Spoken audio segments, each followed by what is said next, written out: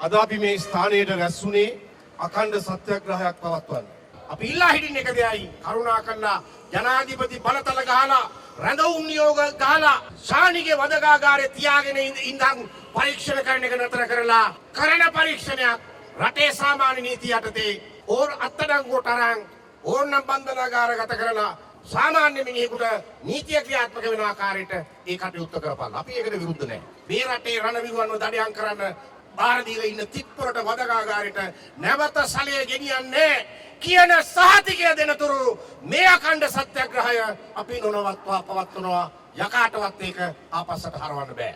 අද මේ අය රණවිරුවන්ට එරෙහිව රාජ්‍ය ත්‍රස්තවාදී දියත් කරලා තියෙනවා.